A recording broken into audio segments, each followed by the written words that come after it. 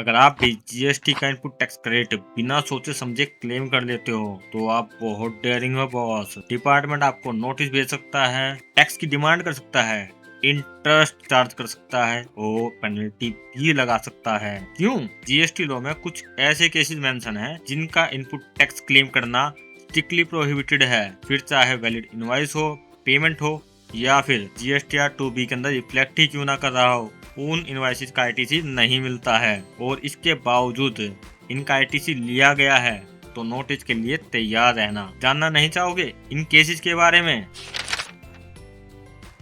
अक्सर लोगों का मुझसे सवाल रहता है कि मुझे कार लेनी है, मैं जीएसटी नंबर दूं या नहीं दूं। मेरा एक ही आंसर होता है, आपको आईटीसी नहीं मिलेगा चाहे आप जीएसटी नंबर दो या मत दो। आप अपने बिजनेस के अंदर कार लो, बाइक लो, स्कूटर लो, कोई मोटर व्हीकल लो, आपको उसका आईटीसी नहीं मिलता है। सिर्फ अगर आप 3 इन बिजनेस में हो, ट्रांसपोर्ट के अंदर हो, आप ड्राइविंग स्कूल चलाते हो या फिर आप व्हीकल रीसेलिंग का बिजनेस करते हैं, तब भी आपको आईटीसी का क्लेम मिलता है, अदरवाइज आपको आईटीसी का क्लेम नहीं मिलता।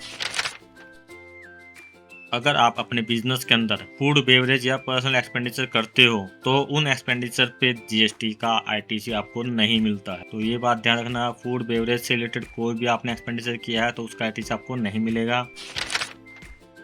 अगर आपने किसी क्लब की मेंबरशिप ली है, जिम की मेंबरशिप ली है या बिजनेस को प्रमोट करने के लिए कॉर्पोरेट मेंबरशिप लेते हो तो उस पे दिया गया टैक्स का क्लेम आपको नहीं मिलता, यानी कि मेंबरशिप पे चार्ज किया गया जीएसटी का क्लेम आपको नहीं मिलेगा। ऑफिस पुराना हो गया था, ऑफिस को रिनोवेट करवाया या फिर कोई नई बिल्डिंग ही परचेज कर ली, या हमारे पास प्रॉपर्टी पड़ी थी हमने उसमें एक कंस्ट्रक्शन करवा लिया या पुरानी बिल्डिंग को तोड़ के नई बिल्डिंग बनवा ली, तो इस केस में अगर आप कोई जीएसटी पे करते हो तो उस जीएसटी का आपको आईटीसी नहीं मिलेगा। अगर मैं सीधा बोलूं, अगर कंस्ट्रक्शन पे आपने जीएसटी पे किया है तो उसका आईटीसी आपको नहीं मिलता है। फैक्ट्री, गोडाउन या शॉप से आपका माल चोरी हो जाता है या ट्रांसपोर्ट में आपसे माल गुम हो जाता है या फिर प्रमोशन के लिए आपने फ्री सैंपल दिए हैं, गिफ्ट बांटे हैं, तो उस केस में जो गुड्स का आईटीसी होता है उसे आपको रिवर्स करना होता है। इस गुड्स के ऊपर आपको आईटीसी क्लेम नहीं मिलता है। जीएसटी में एक सिंपल सा रूल है, जिस गुड्स पे आउटपुट टैक्स पे होगा उसी गुड्स का इनपुट टैक्स का क्रेडिट मिलेगा।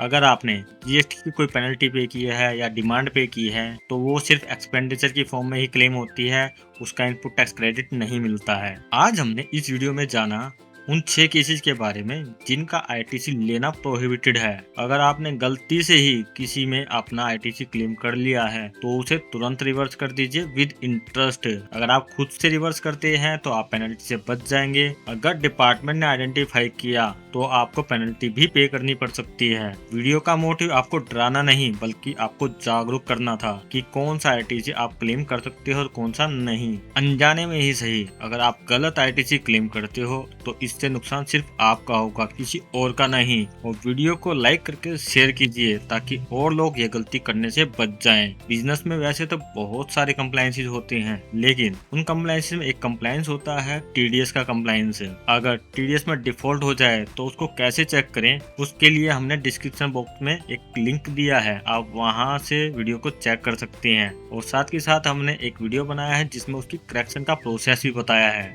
आज के लिए इतना ही, मिलते हैं हमारी नेक्स्ट वीडियो में।